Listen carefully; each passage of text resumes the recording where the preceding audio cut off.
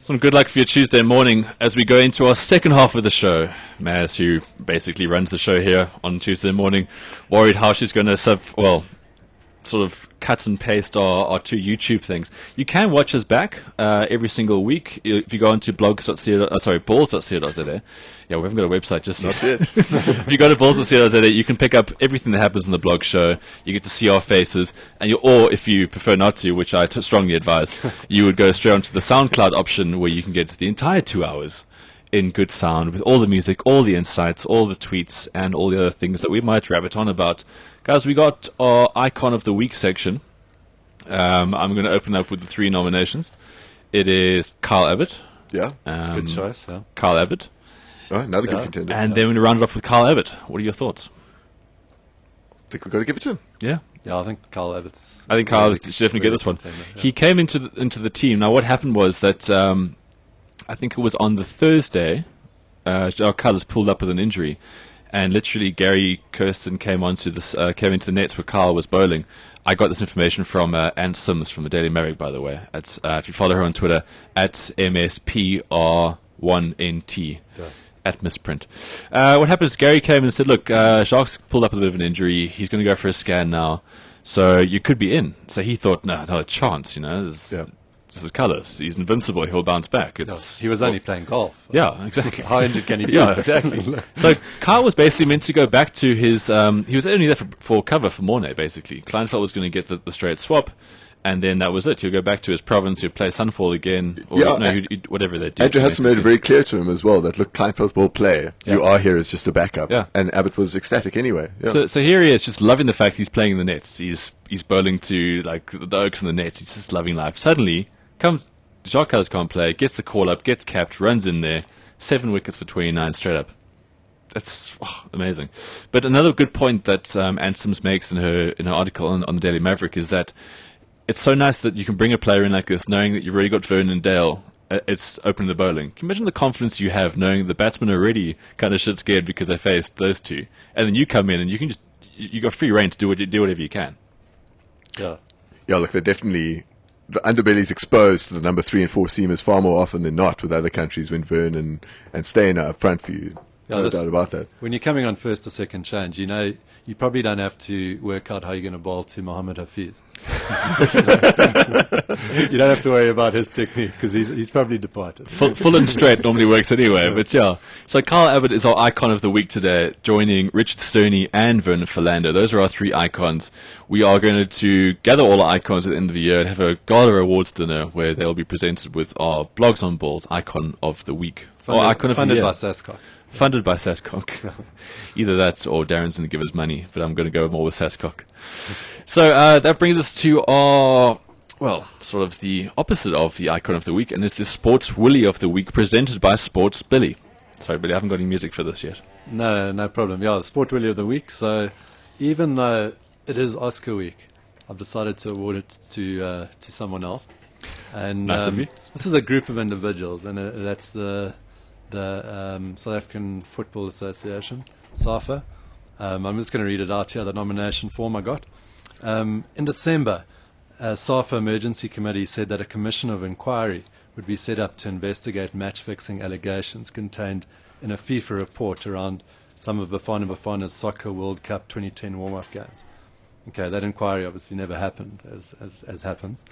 5 SAFA officials, including the president, were suspended after they were implicated in the FIFA report. Okay, you know when FIFA's reporting on your shenanigans that they're summing up.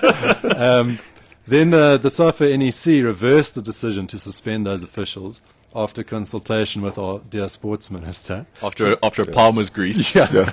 So they all came back into the mix. And then this week, SAFA has announced that it is going to now launch a full investigation into the match-fixing report. I just said, make up your minds, cretins. There's also this leaked dossier. I don't know if you guys have read about it, but apparently there's this leaked dossier doing the rounds, just slightly more in it than the Proteas leaked dossier down in Australia. But the Sowetan claims that the Hawks are working on some information in the dossier which allegedly contains more juicy bits than you can find on a teaser's dance floor about the financial discrepancies around the 2010 local organising committee. So watch this space. But yeah, a worthy candidate for Sport Billy of the Week. Definitely. Sure, Sport Willy of the Week, don't forget. Sport Billy of the Week is There's you. a subtle difference. Yeah, the subtle difference. Not very, much, not much very, very subtle. subtle. Wow. Well, thanks for those insights, Billy. We're going to come up to our big discussion section next. The discussion section this week is all about the Proteas and their last 15 tests. We're going to dissect the stats. We're going to talk about the players involved. And most importantly, we're going to give you something to speak about, seeing as they're not playing again until October. Yeah. October.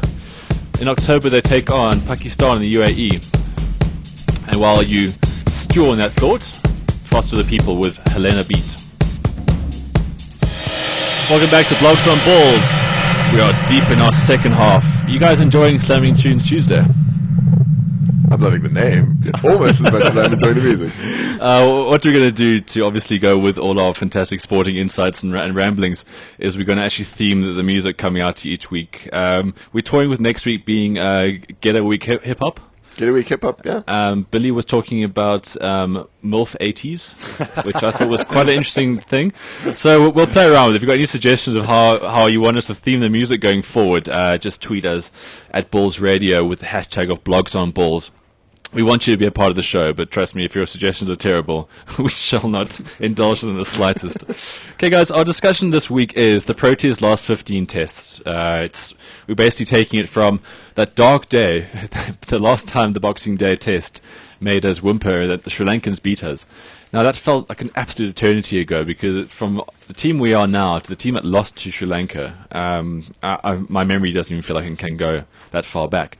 So we're talking about the first test of 2012, which was versus Sri Lanka, the same opponents, 3rd of Jan. We're going to go all the way through to this last victory in Centurion. First up, I've got all the stats in front of us here. So what I'm going to do is I'm going to basically let Billy and Sean go ahead and just talk about this with free reign. And I'm going to come in every now and again with all the different stats. Just a little glance here. In those 15 tests, we've had 4 innings defeats of our wins. 5 draws and 10 wins actually being the result. We played 9 of those tests away. We've only played 6 of them at home, so we can't be accused of being green pitch bullies, which is the opposite of the flat track bully, which is India. Tosses, we've won 8, we've lost 7. So we're even ahead there. Like, it's hard to actually really say anything bad about this team. In the test, we've batted first 6 times, we've batted second 4 times.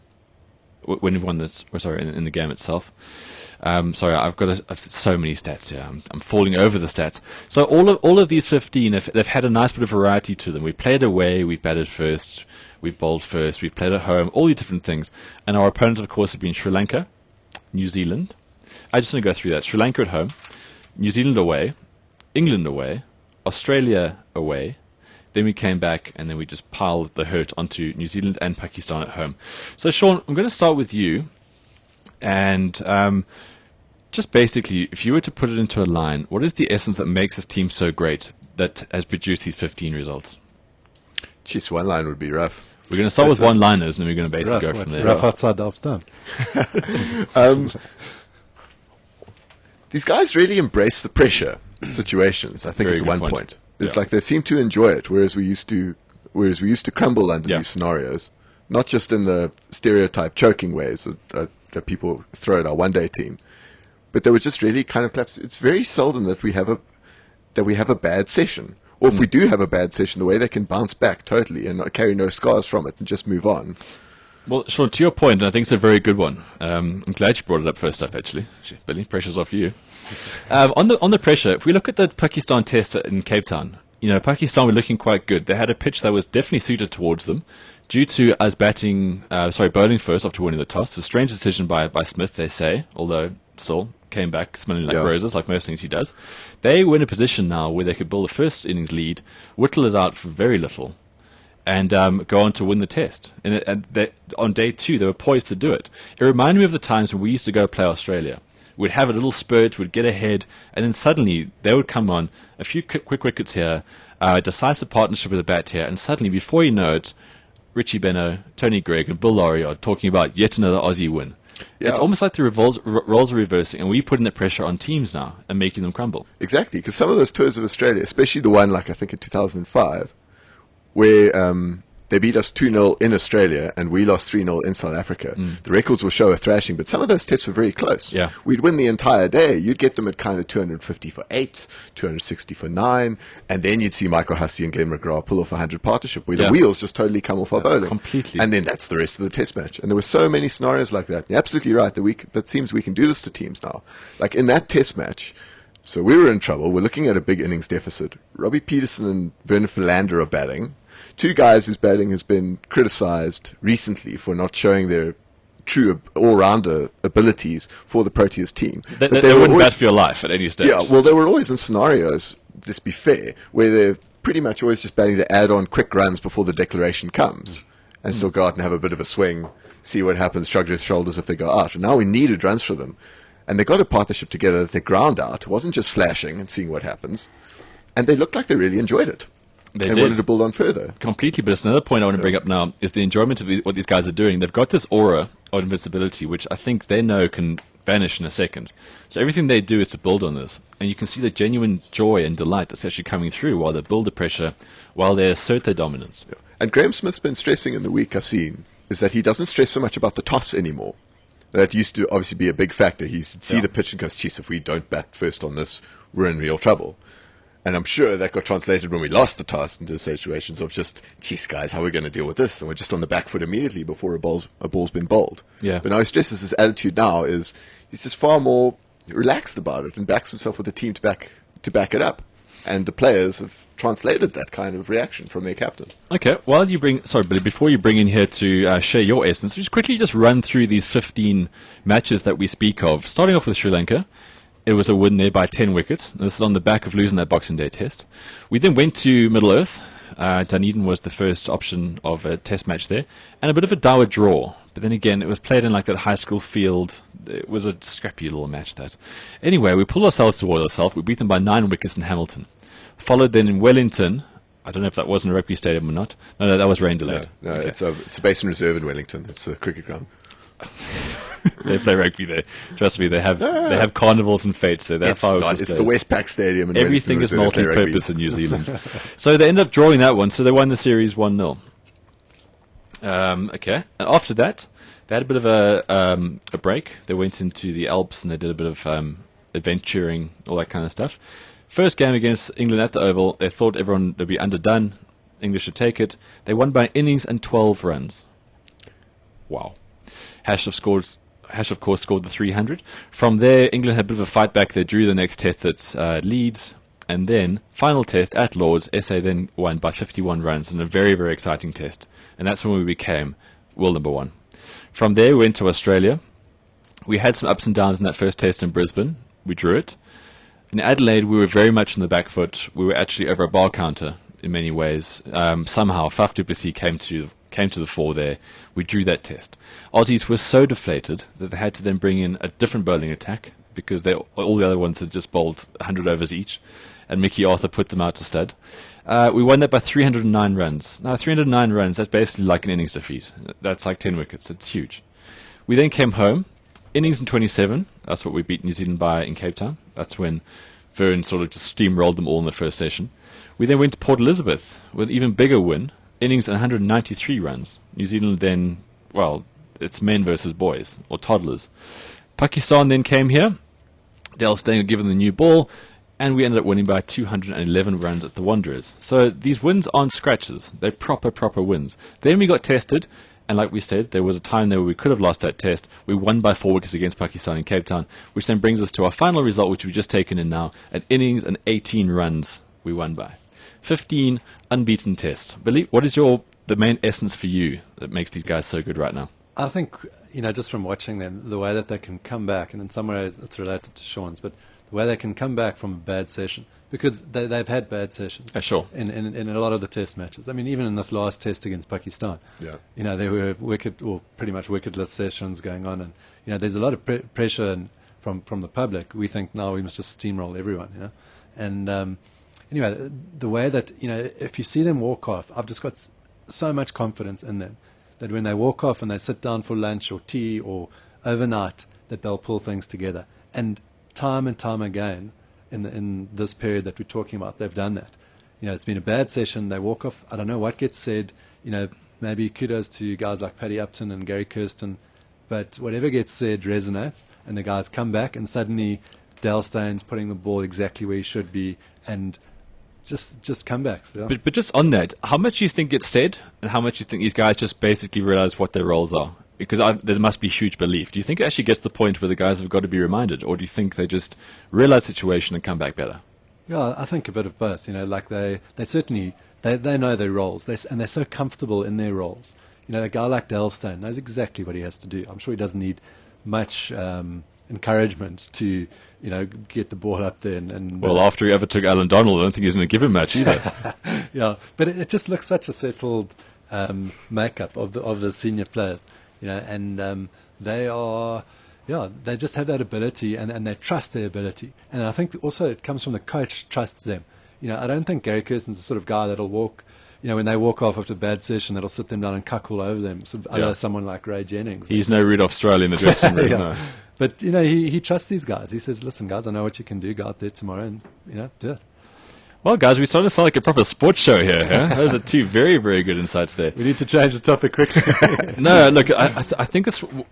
People always say, sports supporters are quite fickle. And I think if we have one bad game, we'll be like, oh, typical. You get people who are always going on about this, and getting back to our point about Twitter and how not to use it, and people having these mindless rants.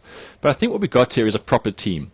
But now, the discussion is always going to be, is it the best team of all time? Because that's what we do as sports fans. We always want more. We have this insatiable lust for victory and pride and all that kind of stuff. So with what we got right now, I think it's the perfect basis to really now take on the world. And our first big thing is to go to the UAE now and go play on a pitch that isn't going to suit us whatsoever. Because now people are going to say, okay, well, Vern's so fantastic. I'm just going to bring up some stats here, actually. Vern is so brilliant. In the last 15 tests, he's taken 65 wickets, at an average of 18.89. So they're going to say, okay, how is he going to fare in the UAE? But I think it's the best thing for his game, because suddenly he's going to have to rely on different skills, which I know he has. I think we all know he has. And I think this will be the best step. So the next step for us to go to UAE is huge. It really is. And I think it really will define this team. Definitely. Well, it's the one test this team hasn't had, is a real subcontinent test. Yeah. I know the last time we toured there in Abu Dhabi and Dubai, 2-test series. I mean, the pitches were so flat, and so you had a 278 not out from A.B. de Villiers, a couple hundred from Callis, I think. And no result possible. But when I saw England playing there last year, it was really looking like they were playing in Pakistan. I mean, the pitches are turning on day one. Ajmal's getting a whole bunch of turn, so that'll be could be a real classic subcontinent test if they produce similar grounds like they did. Yeah, I think Pakistan will be a whole lot better. Hey? I think they were very underdone coming into this. But now this is another point I want to bring up now before we go into the stats, is that we all marveling about the amazing summer, but we actually essentially haven't been tested. New Zealand are crap. They don't have the players, and it's a very sad thing to say. They're a great one-day side, and they beat us in the one-days. And they're good opportunists, but in tests you need sheer quality, hence the name Test Match. And they haven't got the quality. They've got inexperienced players. Their bowling attack short of pace. They lack penetration. Batsmen lack staying power. They also have a strange policy of not choosing their best players.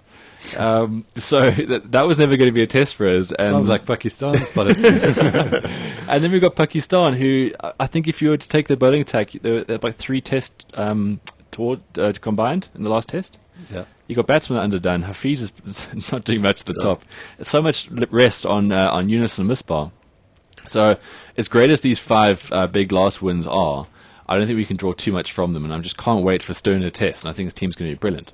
So what we're going to do now is we're going to go into the stats. So basically, who's been our big performer in the last 15 tests to make these wins happen? We're going to start with the bowlers, and just a little bit of trivia. Who is, in 7 matches, who's taken the 4th most amount of wickets for the Proteas in the last 15 tests? In the last 15 tests, who's taken the 4th amount of wickets? 4th highest. So, won't be Philander, Steyn, or Morkel. I'm guessing it's the top 3 off the bat. Callis, maybe Tahir, but I think it's Callis. Or is it Tahir? It's Imi, isn't it? Okay, look, I didn't phrase that very well. Tahir is the 4th highest wicket taker. Jeez, okay. But he does share it with Callis and Peterson. But let's forget about that. Dale Steyn, 15 matches. He's bowled 562 overs. and he's taken 72 wickets, an average of 21.76, and a strike rate of 46.8. If you're below a strike rate of 50, you are beyond special in Test cricket. And he's done it for 15 tests. And again, getting back to what we said, they've been varied tests. They haven't all been at the Wanderers with a green top. They've been all over. Next up, we've got Vern, 13 matches. Of course, he's had out a couple of injury. He's taken 65 wickets, average of 18.89, strike rate 42.4. Next up, we've got Morne Morkel. People always go on about the fact he's the unsung hero of the team, and I totally agree with that. I think the guy, as we'll get onto world rankings just now, he's a prodigious talent. He's a bit all over the place. He's got the front foot problem. But still, 14 matches, 49 wickets, average a little higher at 29.46, strike rate 57.6. But that is our top three. When every batsman comes out to bat, they're going to face a ball from them, essentially, unless they get a first baller from Steyn. Hafiz ruins everything, doesn't he? Yeah, he didn't see much of Morkel. Yeah, so when you got a bowling attack like that, there's very few teams are essentially going to score 500 runs against you. I think the one test against Australia was a real once-off. Vern wasn't playing in that test. Cullis had to step out. So it just shows, with that strength, with a full-strength bowling attack, teams are in trouble. Going on to the batsmen, now what we got here is a certain Mr. Hashim Amla, 15 tests, 24 innings. Now, I always think, like, with these innings defeats that we get, our batsmen get shortchanged. Anyway, 15 tests, 24 innings, highest of 311, an average of 72.6. It's just incredible. 500s, 650s. The guy is the real deal. AB de Villiers is our next best batsman, 15 matches, 23 innings, 1,285 runs. Sorry, Hash had 1,526 runs. Average of 64.25. Again, 400s, 550s. To have those two guys in your batting attack, every bowler is going to focus on how they're going to go to him. Which doesn't mean you're going to worry about your fitness and just getting into the game mind. You need to know how you're going to bowl to these guys. The keeping thing's going really badly for AB. I know. Scrap that right now. Next up, we got the King J.H. Cullis. He's played 13 test matches in this unbeaten run. He scored 1,092 runs, highest of 224, with an average of 54.6. That's great, but it's below his career average. Yeah. It just shows what talent he is. He's not even firing. He's in our top three. Next up, Alvira Peterson. Yes, there's some shortfalls with his footwork of late, but he's in the last 15 tests scored 1,017 runs at an average of 42.437. And then Graham Smith is our other top five batsman, our fifth batsman. And he scored 1,009 runs. So we've got five batsmen in this unbeaten streak that have scored over 1,000 runs. Graham's average is also a bit down on what his career average is, 42. But still, these guys are doing well. They're doing well all the time.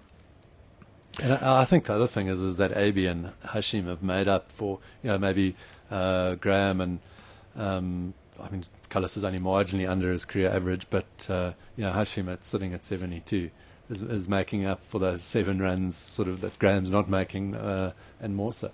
Yeah, definitely. And look, if you're getting a scenario where you're, especially in South Africa, where look, it's harder to open the batting than it is coming in 3, 4, 5. That's just a fact of life. Completely. The averages should go down a touch. So yes, it's lower than Graham's career, but if you're averaging 40, especially batting in South Africa, when you're opening the innings, you're doing a sterling job. No, for sure. Well, it's incredible. And then we just sort of throw in a guy called Faf du Plessis, 7 matches, 558 runs, average of 69.75. We've got so much talent. I think JP Duminy, I still think his best days are ahead of him. He's going to come in. Elgar's probably going to drop out. If we were to find a weakness in the team, we'll probably look at that number 7 batsman. Yeah. Because, going back to the greats, when Gilchrist came in for the Aussies at 7, he was incredible. Another thing we're going to look at is, we haven't got a match-winning spinner. But I always think this is a useless argument, because if we got 3 match-winning seamers, surely the spinner's there just to offer a bit of variation and maybe exploit the conditions when and if they arise.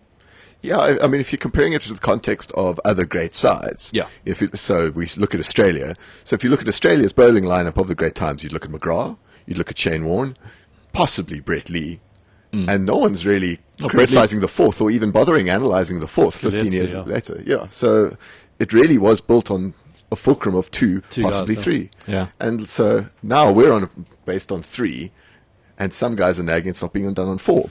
Well, it's kind of like our 7th batsman or even our number 6. Before Faf sort of came to the party, so to speak. You look at guys like Elgar and Rudolph and who else was there, and Germany before him. They didn't really perform amazingly, but we can carry that because our top order is firing. You know what I mean? But do you also find this number 6 position is a bit of an iffy one, because there's times where you might not bat.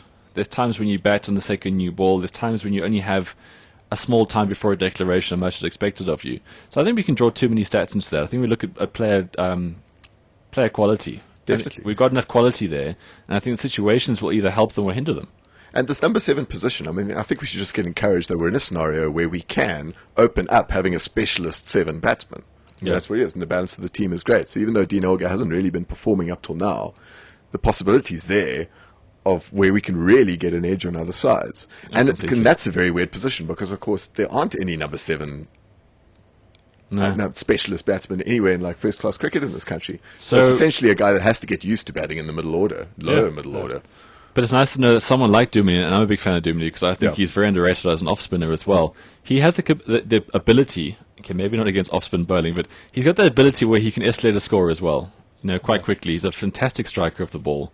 And I think him coming in when we've got 380, 400 odd, I think he is the choice going forward, of course. But we've got these other guys coming through, and I think to our earlier point that we've got such a great structure, whoever these debutants are, it's not exactly going to be hard for them to come through. Speaking of coming through, we've had our discussion. We'll get back to Slamming Tunes Tuesday, and then we'll see what's coming up for the rest of the week. Tell you what, guys, Slamming Tunes Tuesday is going to be hard to be unthemed from this show. It's gone so well today. Thanks so much for your tweets at BLOGZ Radio. We can't get through them all at the moment, sadly. We are going to wrap it up as we are sort of new to this this whole radio gig. Jeez, time does fly, huh? Especially when we've got all 3 of us in the studio. Just to wrap it quickly on the cricket, I just want to get a little stats here about world rankings and where our players fit. I mean, we're just telling you how fantastic they are. So, world ranking batting-wise, Hashim Amla is 1st, AB de Villiers is 4th, and Jacques Kallis is 8th. In bowling, Dale Steyn is number 1, the best bowler in the entire world universe ever. Vernon Philander is 2, and then Morne Morkel is 9th rated at the moment. So, we've got 3 guys batting, bowling, top 10s. Oh, what a side, what a side. So, guys, that's pretty much the show for today. We've covered through a lot. I think we've done our cricketing knowledge a world of good. We've definitely picked up on things. Billy, great having you in studio. So, to the thing which I kind of dread, we're going to talk about the games coming up this weekend, the big games that you need to be on. Yes, that will involve some predictions. First up, though, SA move on from the Test cricket to the sort of hit and hope T20 version. They've got a game on Friday at 6 o'clock, first T20, and they play the second T20 on Sunday at 2:30. Guys, how are they going to go? I would think it'll probably end 1-1. I'm gonna 1-1. Yeah, I think Pakistan is a decent T20 side, and they, our T20 side is very much a work in progress. It's a totally different group of players. Sure. Yeah, there's quite a few changes in the Pakistan squad as well, and you'll see some like real kind of T20 specialists. Afridi, of course, is Nakmal or 2. Okay. Let's not get carried away. The one thing that's guaranteed is Afridi will throw his wicket away in one of those games. Yeah. With the score of 8. And go out. Okay, on to the real deal, the things that you really want to know about, the big game guide for the weekend in Super Rugby. First up, Blues versus Crusaders, Friday, 8:30. Sean? Nice way to start a weekend, isn't it? I'm gonna back the Crusaders for that one. Okay, Billy? Yeah, Crusaders. I think Crusaders' first game are in for a much tougher affair than they would have thought, but I'll still back them. Next up, we've got another Snorefest, Friday, 10:20, Waratahs hosting the Rebels. Really? Do we? If Waratahs don't win this, David Campese he won't even have a phone. It'll be smashed. Yeah, the thing to watch in this game is going to be Campese. Campese's tweets to win by 3. And let me just back the Rebels because I want to see Campese explode. I would love to. If it means that I also back in Rebels. Yeah, that's what I'm going to do. Gampo's a Sharks fan. I'm going to go with him and the Waratahs. Fair enough. Okay, and then Friday, just after that, we've got the Reds versus the Hurricanes. I want to go for the Hurricanes on principle. I've been really annoyed watching the Reds recently. Yeah, on principle too. This is one of those down the lines. Sure. Billy? I think Reds at home. Brisbane's a bit of a fortress. Yeah, I think the Reds will do it. When in doubt, pick home team. Going with the Reds at home there as well. Then, on to Saturday, we've got Chiefs versus the Cheetahs. Saturday morning, 8 o'clock, 8:30. I got to say Chiefs. Yep. I mean, it could be really fun to watch. Really? Got to say Chiefs. Chiefs, and it could get ugly. Could get ugly with Chiefs, yeah. They were surprised me last week. I thought losing, about to say losing sport, Billy. Losing Sonny Bill. Sorry how they're in the same sentence. Icons of the world game. Icons of the world game. I thought losing Sonny Bill and Kahuri would have done terrible things that backline. And Tamalolo as well. Tamalolo. Masanga's on the bench, but they were fantastic. Moving on to the Bulls versus the Force, Saturday, 5 o'clock. Got to be Bulls. Surely, hey? Bulls are going to hurt them. Well, they'll win. I don't think they'll win. They're missing players. They weren't great last week. Anyway, okay, so we're going with Bulls. Yeah, Bulls. Okay, that game is on Saturday at 5 o'clock. Next up, Sharks versus Stormers, Saturday, 7:10. What do you think? The big one. Oh, of course, I'm going with Sharks. I think, but not just on gut feel. I think on what I saw last weekend, you got to back the Sharks. Yeah. At I'm going to go with what I hope is reverse commentator's curse. I'm going to say the Sharks. Guys, I'm going to say it as well. I fought the temptation to say Bulls last week purely on last year's results against the Sharks. I know that sounds confusing, but think about it. But yeah, this time, wow, I have to go with the Sharks in this one. They look good. Stormers didn't look good. Stormers missing Tauta. Sure, the Sharks got injuries too, but I'm going with the Sharks in this one. Yeah, I mean, you can only work with what we saw in front of us. You take that Stormers performance exactly. last week, that Sharks performance last week. It has to be a Sharks win. Yeah, exactly. You remember last week I warned about Alton Yankees getting benched, and I see already. It might happen now. They're talking that he might get benched. I mean, come on. No, I saw a headline, we will persist. But now when the word persist is used with you, it's hardly a vote of confidence. Yeah, we'll see what happens. Okay, and if you like leather pants and lattes, Spurs versus Arsenal, Sunday, 6 o'clock. Bit of a London derby for you there. That's it for the show this week. It's been great having you. Thanks for listening. The entire show is up on balls.co.za later today or tomorrow, depending on what Maz's afternoon looks like. But don't force her. She does great things. So join us back here again next Tuesday. Yeah, it's a good thing we do the same day every week. Next up we've got Sasha and Daisy for Gears. That's what we're going to talk about, the Stormers' chances this weekend, and very little F1. So stay tuned for Gears. Thanks very much. Join us next week. BLOGZ on Balls. Weather on the lock.